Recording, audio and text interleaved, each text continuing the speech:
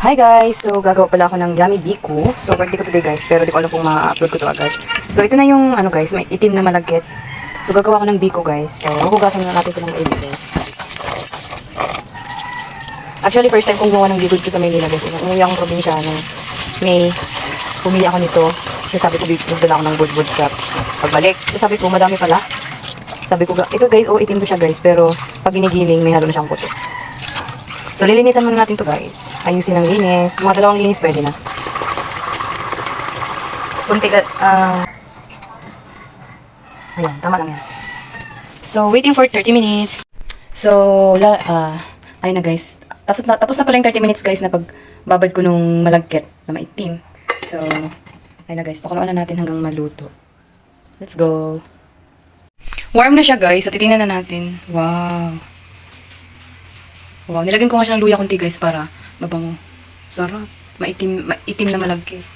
So, magawa na ako guys ng pakuluan ko na yung gata. Let's go! Ilalagay ko na nga itong gata guys. Ayan. So, wala kasi magkawak ang camera. Ilagay ko na lang siya. Tcharam! Gata. So, ito na pala yung gata ko guys. Kailangan palang hahaluin ito guys. Tapos mamaya magiging na itong yung medyo may laman-laman yung niyog. Mamaya kasi guys magiging to. Yung brown na niyog. Masarap din kainin yun guys. Kaya tanggal namin yun eh. Oh my God. Excited ako sa biko. Actually guys, first time ko magluto dito sa Maynila ng biko. Sa probinsya, nakakapagluto ako pero tulong-tulong lang. Eh hindi talaga ako mismo gagawa. So ngayon naman, yung pagluto sa probinsya, wala siyang condensed milk. So dito, gusto ko lagyan kasi para matamis. Although hindi naman totally matamis. Ako nilagay yung sugar at yung condensed. Actually, condensed na lang muna eh kasi pag matamis na, itong sugar naman. Less sugar dapat ako guys eh, kasi ang dami na namin mga naramdaman hindi ganito. Charot.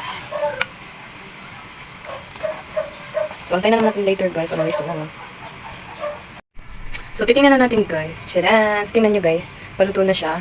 So, ang gagawin natin dyan ay haluin na naman ang haluin. Pakunti na siya guys. Actually, nag-oil na siya eh. Mamaya lalagyan ko na siya ng kunti lang, sugar. Lalagyan ko na yung sugar. Naluluto na siya oh. Lalagyan ko na siya ng sugar guys, tsaka Tcharan! So, ayan na guys. Kitang-kita nyo. Totoo lang guys, totoo na talaga yun siya. Kasi, ito. Itong nag-oil na yung side by side niya guys. Kaya ang gagawin ko, ilalagay ko na yung condensed. As in, luto na yun siya. Pwede na yung lagay yung biko. Kaso, lulutuin ko pa siya ng lulutuin guys. Nag-oil na yung side by side niya guys. Malata na. Hindi siya masyadong medyo pula. Gawa nang hindi ko pa nilagyan ng sugar. Kasi maglalagay ako ng condensed. So, chidan! Kasi gusto ko guys, lulutuin ko pa yung condensed.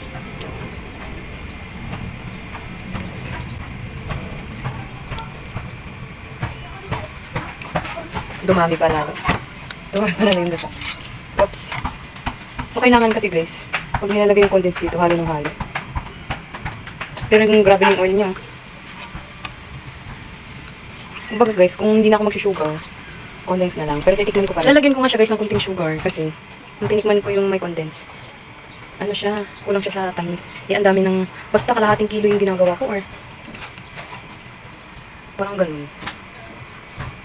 So, kunti lang muna kasi ayaw ko din talaga ng, guys, ayaw ko talaga ng mas matamis. Kaya nga kunting sugar lang nilagay ko kasi may condensed na siya. Carry pa ba? Carry pa ba ang first time magbiko sa Maynila? Actually guys, ito, first time ko magbigo dito ng gasol. Sa probinsya kawiman gamit namin guys. Oh my god, ang sarap niya guys. Parang hindi ka magsisisi guys pag. Parang mas madami pa yung ko. Alam ko mas madami din yung biko ko. Parang mas madami pa yung pahalo ko.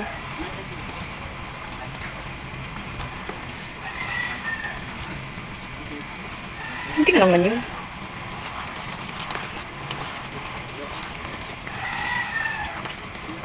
Nilagay ko na yung biko ko kasi tingin ko, kunti na yung ko. Siyempre maubos din naman to.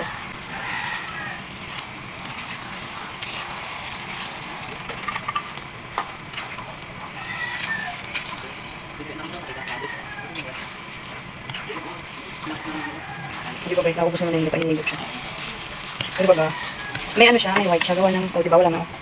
Condensed kasi nilagay ko. Saka hindi yung itim na ng sugar. Diba na wala na? Nagbiko na siya. Pero may condensed pa naman.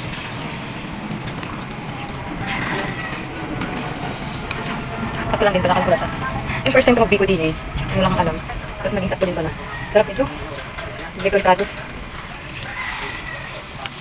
Gusto ko kasi sipsipin ng ano, nang malagkit yung oil ng ano.